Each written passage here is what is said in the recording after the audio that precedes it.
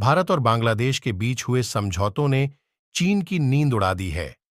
इन समझौते से दोनों देशों के रिश्ते और ज्यादा मजबूत हुए हैं।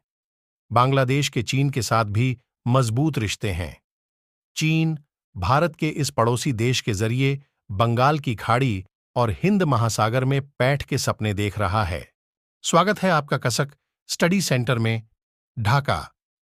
भारत और बांग्लादेश ने शनिवार को अपने रक्षा संबंधों को मजबूत करने के लिए कई समझौतों पर हस्ताक्षर किए। इनमें समुद्री सुरक्षा, महासागर अर्थव्यवस्था, अंतरिक्ष और दूरसंचार क्षेत्रों में सहयोग बढ़ाने जैसे महत्वपूर्ण विषय शामिल हैं। इन समझौतों पर बांग्लादेश की प्रधानमंत्री शेख हसीना की भारत यात्रा प्रधानमंत्री नरेंद्र मोदी के तीसरे कार्यकाल में भारत का दौरा करने वाली पहली विदेशी नेता हैं।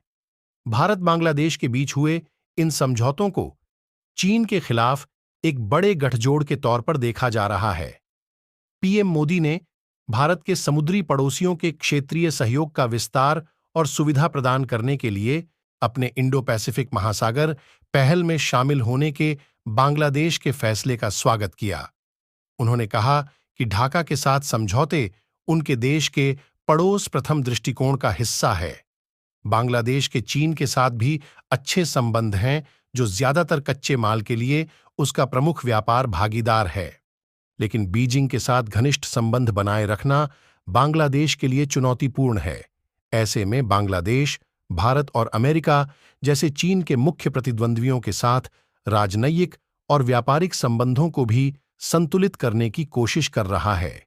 बांग्लादेश का परिधान उद्योग, जो निर्यात से 80% से अधिक विदेशी मुद्रा लाता है, हसीना ने नई दिल्ली में संवाददाताओं से कहा कि दोनों देशों ने नदी जल के बंटवारे और बिजली और ऊर्जा क्षेत्रों में सहयोग को बढ़ावा देने का फैसला किया है।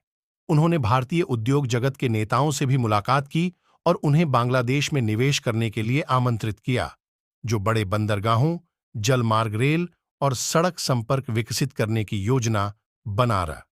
भारत ने पिछले 8 वर्षों में बांग्लादेश को उस बुनियादी ढांचे के विस्तार में मदद करने के लिए $8 बिलियन का अनुदान दिया है।